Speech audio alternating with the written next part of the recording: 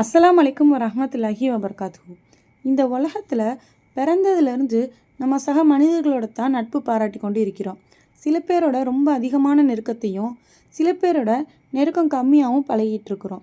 இதில் அதிகமாக நெருக்கத்தோடு இருக்கிறவங்க மேலே தான் அதிக நம்பிக்கையும் எதிர்பார்ப்புகளும் நமக்கு தானாகவே உண்டாகிறது.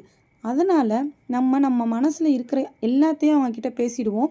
சீக்ரெட் எல்லாத்தையும் நம்ம அவங்ககிட்ட சொல்லிடுவோம். ஆனால் அதுதான் இங்கே சில நேரம் நமக்கே தீங்காக மாறிடுது.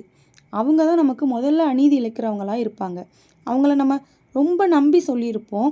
ஆனால் அவங்க தான் நம்ம மேலே அநியாயமாக பழி போடுவாங்க, அநியாயமாக பின்னாடி பேசியிருப்பாங்க. இந்த உண்மை நமக்கு தெரிய வரும்போது நம்ம ரொம்ப உடைஞ்சு போயிடுவோம். இதன் காரணமாக சில பேர் அவங்கக்கிட்ட டைரெக்டாக போய் சண்டை போட்டுருவோம், இல்லைன்னா அமைதியாக விலகிடுவோம். அதுலேயும் உறவுகள்னால் சொல்லவே வேண்டாம்.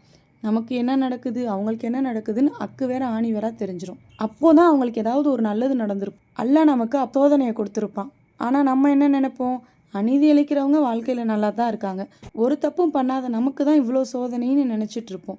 அது மட்டும் இல்லாமல் அவங்க எவ்வளோ அநியாயம் பண்ணுறாங்க, அவங்களுக்கு எந்த தண்டனையும் அல்லாஹ் தரமாட்டானேன்னு நினைப்போம். அப்புறம் அல்லாஹ் மறுமையில் தண்டனை கொடுப்பான்னு நினச்சிப்போம். ஆனால் அதுதான் இல்லை. ஸல்லல்லாஹு அலைஹி வஸல்லம் அவர்கள் கூறினார்கள், 2 பாவங்கள் உள்ளன, அவற்றுக்கான தண்டனை அல்லாஹ் மறுமைக்கு முன்னதாக இந்த உலகத்திலேயே வழங்கி விடுவான். அந்த பாவங்கள் அநீதி இழைப்பது, பெற்றோரை துன்புறுத்துவது. இந்த 2 பாவத்துக்கும் இம்மையிலேயே நமக்கு தண்டனையை வழங்கிடுவான்னு நபி ஸல்லல்லாஹு அலைஹி வஸல்லம் அவங்க சொல்லியிருக்காங்க.